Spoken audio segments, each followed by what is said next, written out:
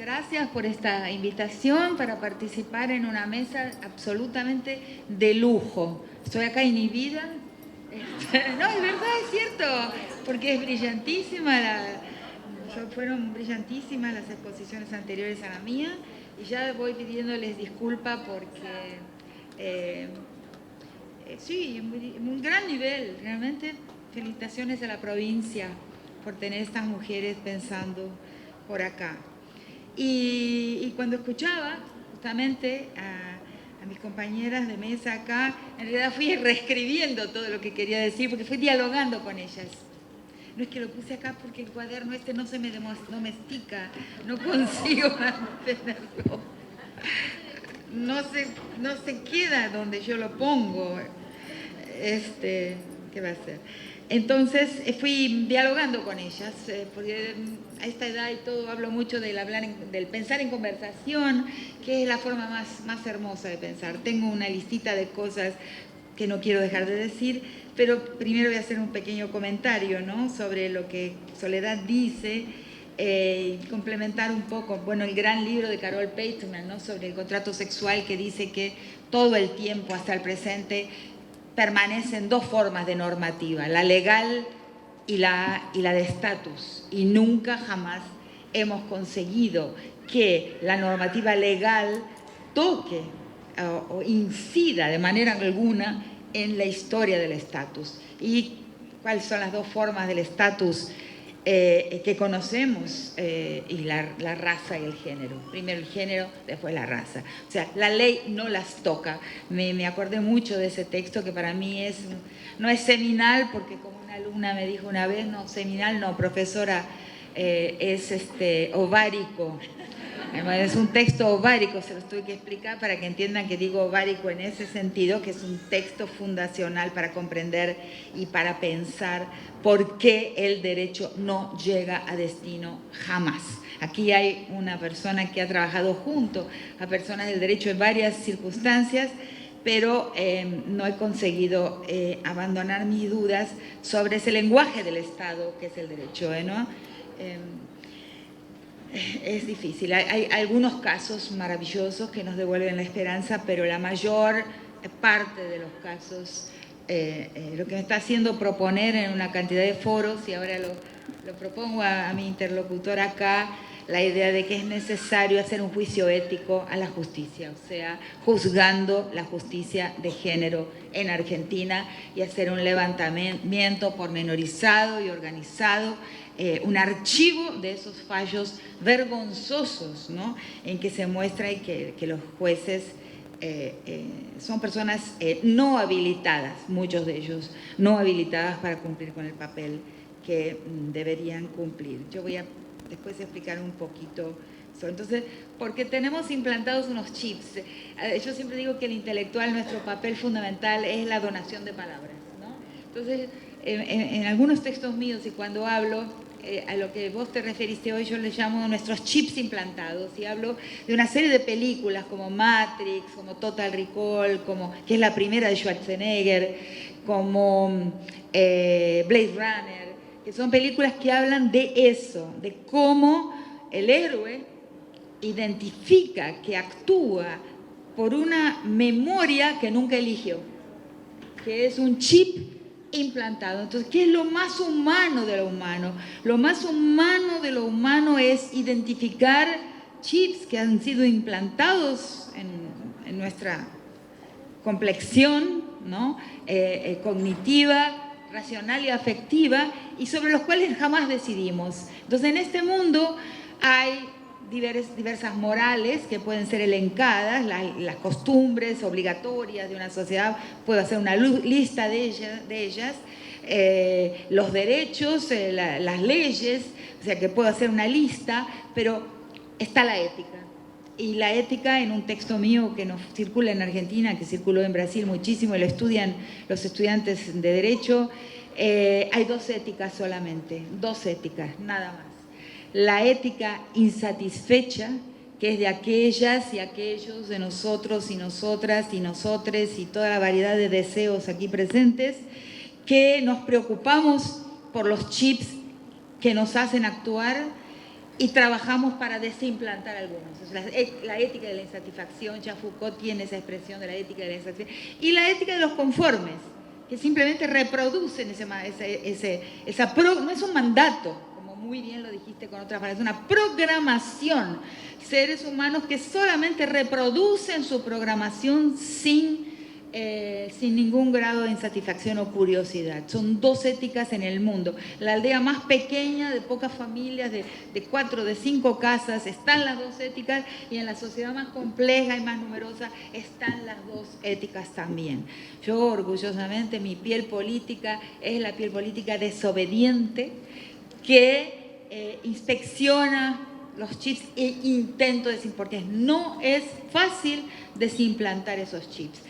Inclusive para las mujeres más feministas y que trabajamos dentro de la producción de un pensamiento feminista, sabemos que esos chips nos controlan, actúan en nosotros y nosotras, y que es una tarea de la vida entera desactivarlos, de la vida entera. El chip de la desconfianza hacia las otras mujeres y el chip racista. Son los dos primeros automatismos. Entramos en un ascensor, entramos en un colectivo, entramos en un espacio público.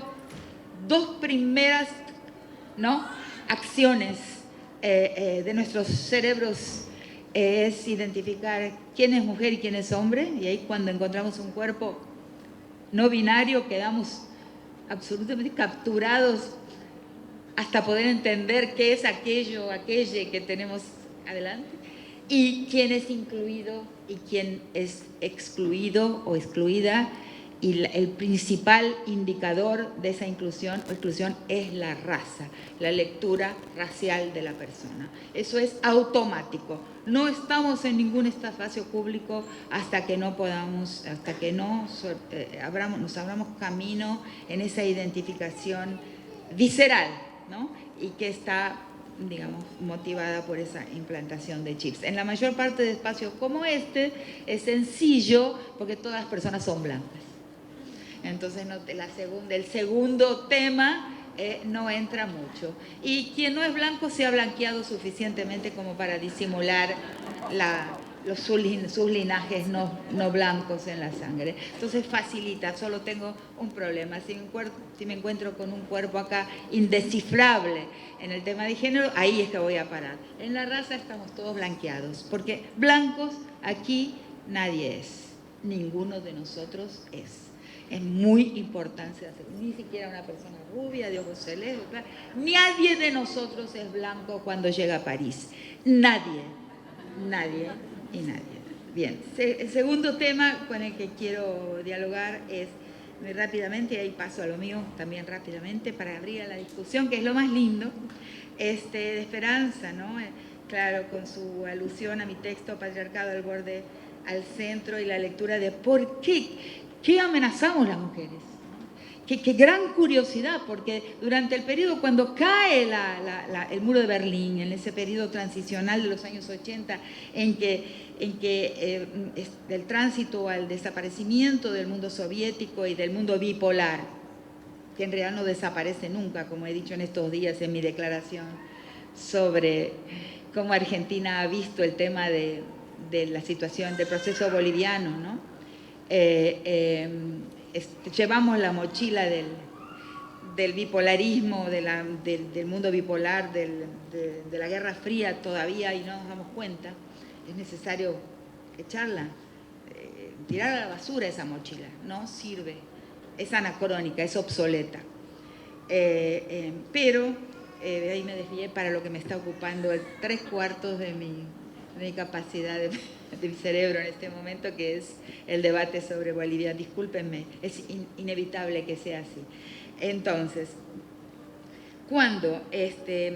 ¿por qué después de un periodo multicultural, ¿no?, en que todo bonichillo, ¿no?, o una repartija, y fue una iniciativa de los Estados Unidos, una agenda norteamericana, globalizar la idea de identidades políticas y de un distribucionismo entre esas identidades políticas, el negro, la mujer, los LGBTIQ+, deficientes, en fin, y la variedad de minorías y de esa variedad de minorías incluir a algunos y dejar excluidos a los otros, que no tocó jamás, no puso nunca jamás el dedo en lo que es la riqueza y los 5 preceptos del capital, del proyecto histórico del capital: productivismo, competitividad, cálculos de costo-beneficio,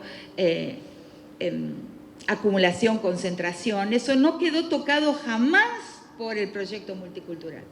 Y sin embargo, creo que es posible decir hoy, después de Trump y de las otras presidencias del continente y el proceso también de fascistización de Europa, que el proyecto multicultural está encerrado, se ha encerrado, o sea, no es más la agenda global, no es más la agenda del imperio. ¿Por qué? Y sobre todo en el tema principal que nos ocupa acá, que es el tema de las mujeres. ¿Por qué? ¿No? Que es la pregunta que vos te haces y que es la pregunta que me hago yo en los textos de la guerra contra las mujeres y sobre todo de uno de sus textos, Patriarcado del borde al centro. Son nuestros antagonistas de proyecto histórico, porque la palabra enemigo prefiero no usarla. Son nuestros antagonistas de proyecto histórico que nos están haciendo un gran favor, porque nos están diciendo que nuestro tema es un tema central y no minoritario, y no marginal, no secundario, sino central de la política. Ellos nos lo han dicho. Debemos agradecerles y alegrarnos porque nos han puesto acá una gran carta en la mano. Ellos, con su rapidez, con la desesperación, con la impaciencia, con el esfuerzo que han puesto en la agenda antifeminista, nos dijeron que estamos haciendo peligrar todos los poderes, absolutamente todos los poderes. Y para esto he usado ya hace algún tiempo, y es una imagen que me vino a la cabeza justamente en un juicio ético hace bastante tiempo ya, a los 20 años de la Convención de Viena, en 2003, he dicho lo siguiente: la cuestión del patriarcado es como una pirámide invertida del circo. ¿Ya vieron las pirámides invertidas del circo? Que abajo va, digamos, alguien en una moto y después van 2 arriba, 4, 6, 8, 10 equilibristas. Entonces abajo va un equilibrista y después se van superponiendo otros equilibristas hasta formar una pirámide. Bueno, el patriarcado es el que está abajo. Si los sacamos, o sea, en estos antagonistas del proyecto histórico, los que planean y agendan nuestra historia para nosotros todos, los think tanks del norte, se han dado cuenta que tocar el patriarcado es retirar esa moto, ese equilibrista que está en la base de la pirámide, sacarla, y cae el edificio de la pedagogía jerárquica y cae el edificio de la pedagogía de la desigualdad.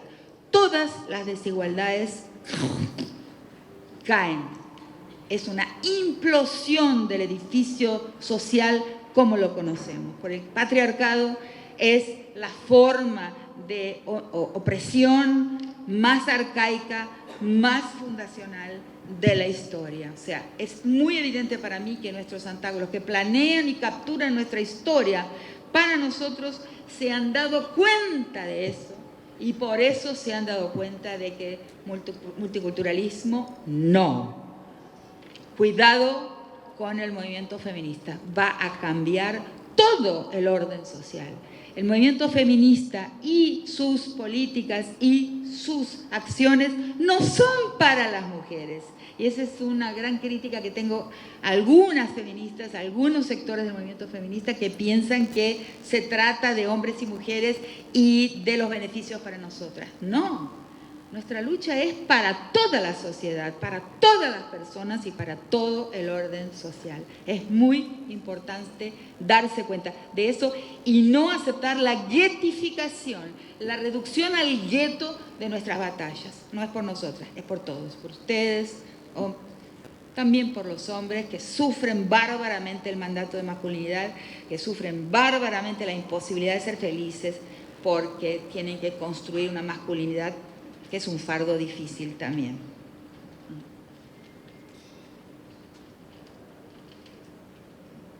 Entonces, lo que había preparado es una listita de mis temas que cruzan con la cuestión del derecho, que cruzan con el lenguaje del Estado, ¿no?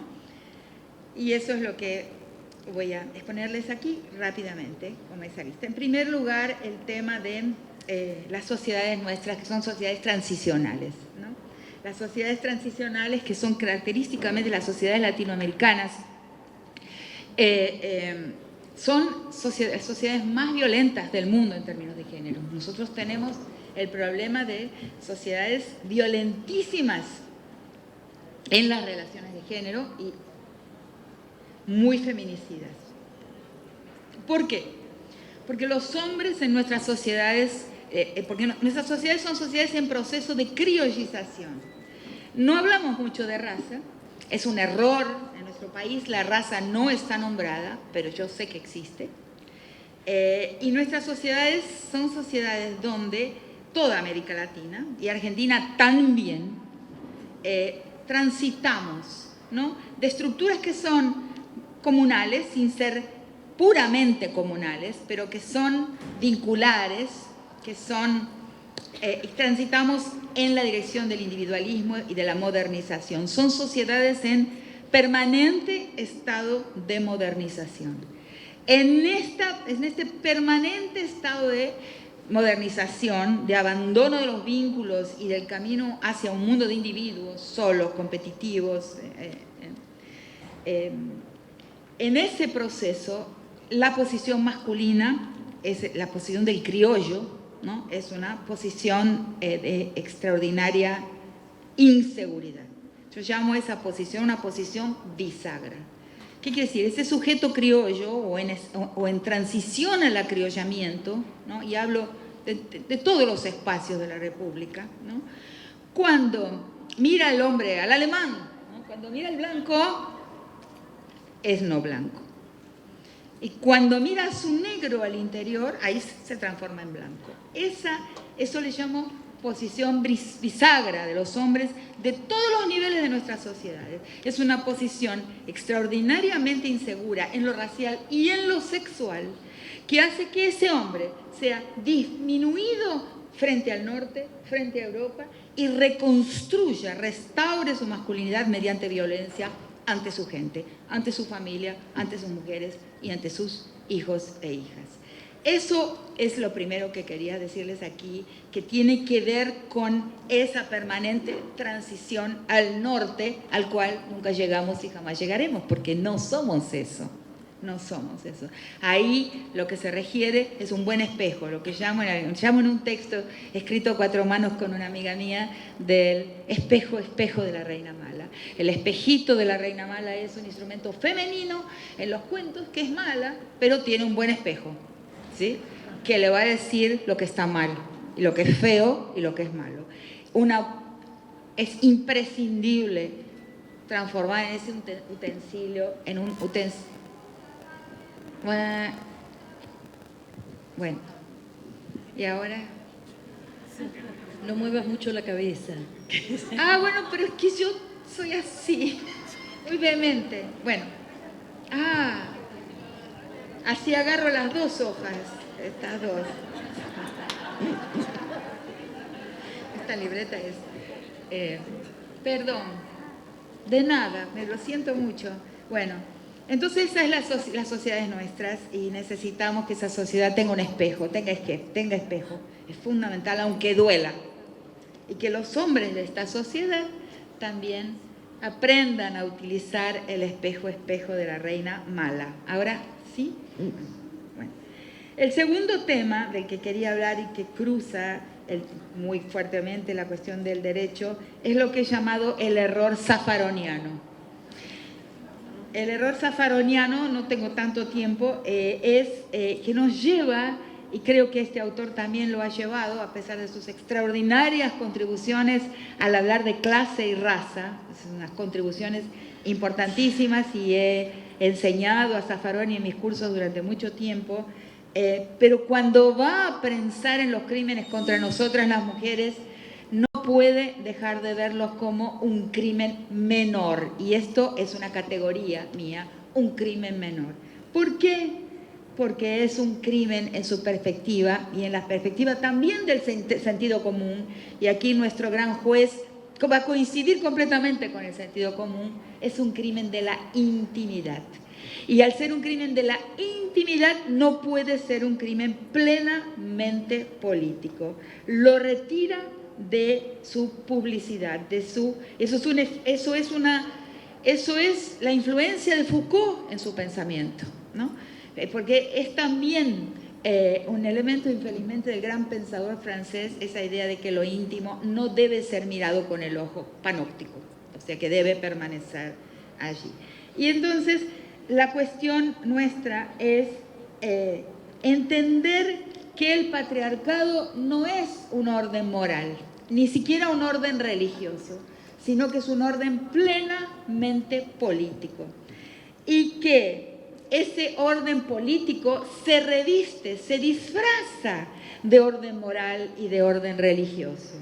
Pero eso es fácilmente comprobable. ¿Por qué? Porque en el mundo entero existen narrativas morales y narrativas religiosas que van a colocar a la mujer en la posición de sospechosa moral. O sea, la sospecha moral de las mujeres es la sospecha a Eva, ¿no? Pero esa narrativa del Génesis es una narrativa judeocristiana de cuento de origen o narrativa de origen de nuestro mundo, del mundo judeocristiano, pero sorprendentemente se encuentra en narrativas diversas de orígenes de pueblos de los 5 continentes. Entonces, en los 5 continentes hay narrativas de origen de pueblos que van a decir que la mujer o se come la manzana, o le gusta mucho el sexo, o abandona el rebaño, eso es África, o como en el caso que cito en las estructuras elementales de la violencia, o en realidad mezcla el instrumento más precioso inventado por la humanidad, que es la flauta, lo mezcla, lo tira, lo deja tirado entre la sangre menstrual. Esas son todas narrativas muy distintas, pero cuyo discurso es el mismo. La mujer no puede ser dejada sola, porque es vulnerable en su moralidad. Su moralidad es vulnerable y fácilmente cooptable por las fuerzas del mal. Entonces debe ser disciplinada. Y una vez que es disciplinada, ahí comienza la historia de la sociedad, ahí comienza la historia de la civilización. Es tan profundo y tan basal, ese es el implante del chip, o lo que vos decías, el estereotipo. Es tan profundo y tan basal que solamente revisando las narrativas de origen, incluyendo la nuestra, podríamos entender cómo eso nos programa en un sentido mecánico, como un chip, cómo eso nos programa para actuar, para juzgar, y nuestra mirada sobre las mujeres, nuestra mirada de hombres y mujeres sobre las mujeres. Nosotras también, porque el patriarcado además de un orden político, es un orden hegemónico. O sea, todas las personas, hombres y mujeres, absolutamente todas sin excepción, entramos al mundo programadas para mirar el mundo con el ojo del patriarca. O sea, en ese sentido es hegemonía en su definición clásica.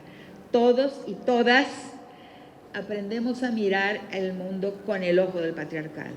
O sea, cómo deshacer eso es un proceso lento y que demanda conciencia. O sea, sin conciencia, sin trabajo en esa conciencia, es imposible transitar en la historia.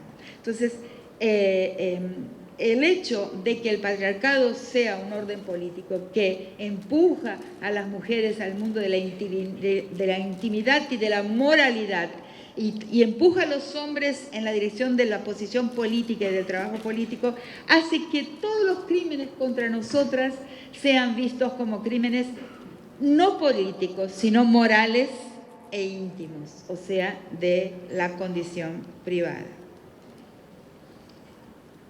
El otro aspecto del error zafaroniano, del crimen menor, ¿no?, es la cuestión del garantismo. Y esto lo he formulado y lo he pensado en una situación en que tuve que participar en el jury al juez Rossi en Entre Ríos, que fue juzgado, se intentó juzgarlo, las 73 organizaciones de la Asamblea de Paraná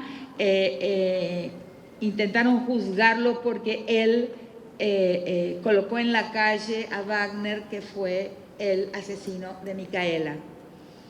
Y es un juez garantista, o sea, es un juez de la línea zafaroniana, es un juez de los buenos. O sea, al pensar la cárcel, al pensar en la ineficacia de la cárcel, en la incapacidad de la cárcel de reformar a los presos, en la injusticia carcelaria, porque realmente lo que habla Zaffaroni, la selectividad de la justicia, es un hecho. Si uno ve los espacios carcelarios, va a encontrarse con espacios no blancos, de negros tumberos, ¿no?, de gente, de negros villeros. Esa es la cárcel y es real. Hay una selectividad de la justicia cuando hablamos de la raza. Entonces va a aplicar este juez Rossi y otros también esa misma idea de que es mejor soltar al preso. O sea, porque el preso está sufriendo una injusticia en la cárcel.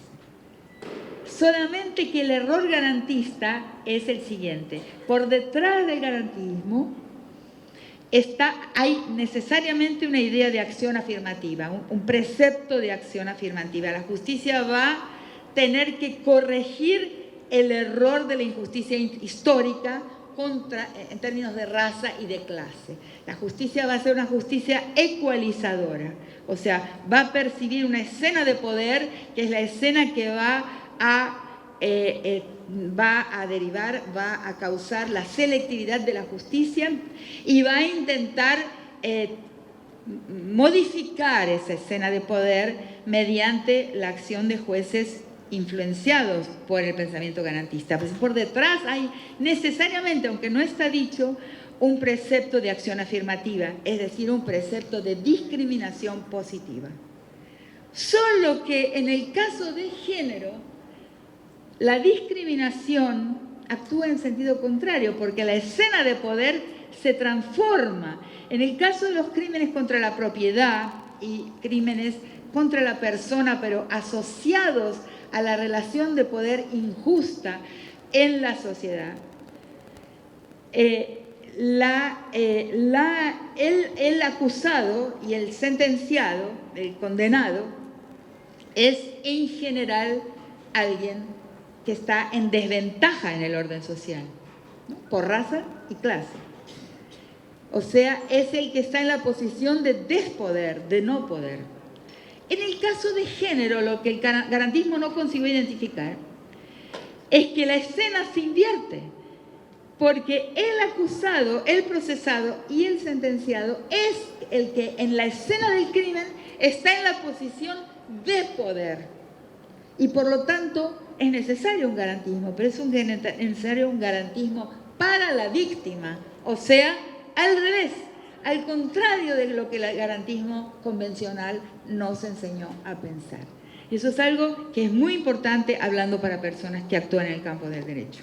Para los crímenes patriarcales, el garantismo tiene que ser pensado cabeza abajo, o sea, para el beneficio de la víctima. Y la acción, la acción afirmativa y la discriminación positiva, que son dos nombres para lo mismo, deben funcionar en sentido invertido, ¿no?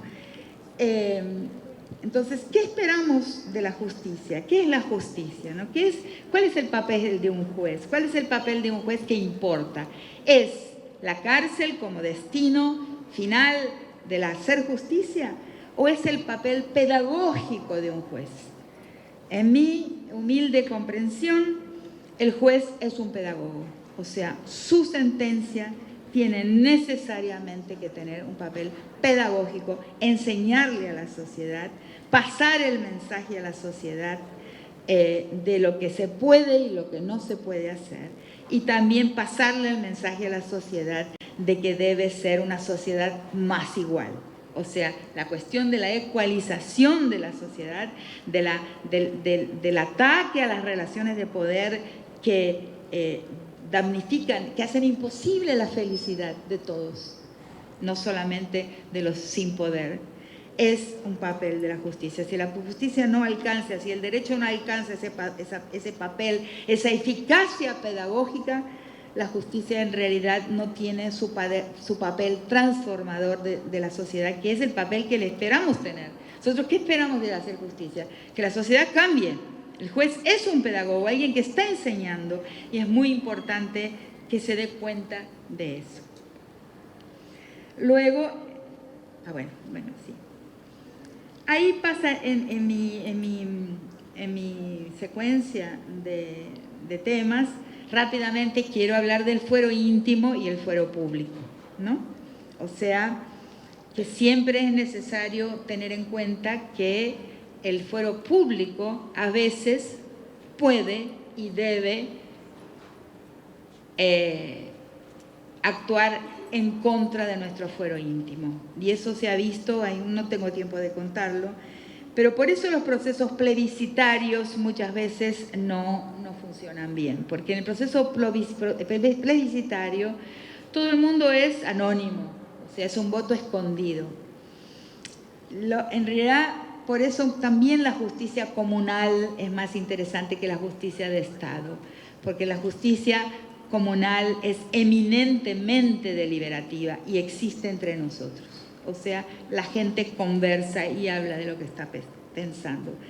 La justicia de mano escondida muchas veces permite que el fuero íntimo se superponga al fuero público. Y son, por ejemplo, la diferencia entre el prejuicio y la discriminación, que tiene que ver con tu tema también. Prejuicios tenemos todos. La cuestión es tener clarísimo de que el prejuicio, que es inevitable en todos los seres humanos, no atraviese al fuero público, no incida en el fuero público, que el prejuicio no cause discriminación. Entonces es imprescindible que la sociedad sea instruida, sea concientizada sobre la existencia del prejuicio. Quizás no se puede eliminar el prejuicio, pero lo que sí se puede eliminar es el tránsito, el puente del fuero íntimo al fuero público, ¿no? El otro tema. Y son para discusión en realidad, ¿no? Luego viene un tema que nos afecta muchísimo en la sociedad hoy, estoy terminando ya en un minuto, que es el tema de la justicia popular, ¿no? El escrache y el linchamiento, que son dos formas de justicia opuestas. En la tradición argentina, el escrache es una forma de tribunal popular. ¿Qué quiere decir? Tiene tiempo. O sea, el escrache no es un linchamiento. Curiosamente, se ha transformado en una especie de sinónimo, escrache con linchamiento. Como hemos visto en los periodos históricos o en el periodo histórico de las leyes de impunidad, ¿no? La gente se montó un formato de juicio popular, que es un tribunal público. O sea, un tribunal que entonces actuó como un tribunal porque tuvo que prescindir de la actuación de los tribunales de Estado. Hubo un periodo en que los tribunales de Estado dejaron de funcionar, entonces la gente montó los escraches. Pero son tribunales, ¿por qué? Primero, porque hubo mucho tiempo de deliberación, mucho tiempo de entrevista a las personas de las cuales se sospechaba y testigos. Se entrevistó a muchísimos testigos para ver si esa persona realmente qué hizo esto, otro testigo. Es esa persona si realmente actuó, hasta se torturó, secuestró, sí. Luego se entrevistaron a los vecinos. Eso duró muchas veces meses y hasta un año, en algunos casos más de un año. Y sobre todo hubo derecho al contradictorio, hubo deliberación en el sentido de que se permitieron las dudas al interior. No fue entonces un juicio espontáneo. El linchamiento, que es uno de los problemas de nuestro movimiento feminista hoy, es una cosa muy distinta. El linchamiento moral me refiero, pero que es lo mismo, porque es el asesinato moral de una persona. El linchamiento es espontáneo, ¿no?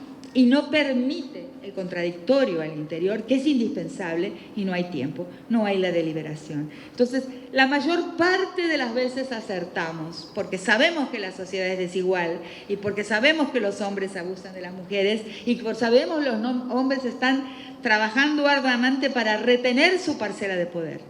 Pero hay un margen de error, y ese margen de error es muy peligroso porque amenaza el camino de nuestro movimiento. Hay un riesgo ahí y yo estoy alertando. Yo justamente en estos días estoy siendo linchada. Tanto hablé del linchamiento, acabé siendo víctima de un linchamiento. Menos mal que siempre dije que el linchamiento es malo, ¿no? Parece que hubiera anticipado, ¿no? En defensa propia. Finalmente, quiero hablar de la gran diferencia. Además, eso afecta a las escuelas. Iba a hablar hoy un poco de las escuelas secundarias, de la catástrofe de género que se está dando en las escuelas secundarias, sobre todo hoy. Pues son muy jóvenes, son niños, y está habiendo una imposibilidad de las personas de gestionar su deseo y su no deseo. O sea, hay una especie de pedagogía de la clausura de la gestión cuerpo a cuerpo y cara a cara de lo que queremos y de lo que no queremos, entre iguales, que no son iguales, porque como el patriarcado atraviesa toda nuestra sociedad y como dije es fundante, las personas en posición masculina y femenina no son iguales. Pero digamos, a esta desigualdad estructural no se le suma necesariamente entre adolescentes la desigualdad institucional de un jefe, de un profesor. Eso es algo que potencia y se aprovecha de la desigualdad estructural del patriarcado. ¿Entienden rápidamente lo que he dicho, no? Si hay dudas, después las puedo clarificar.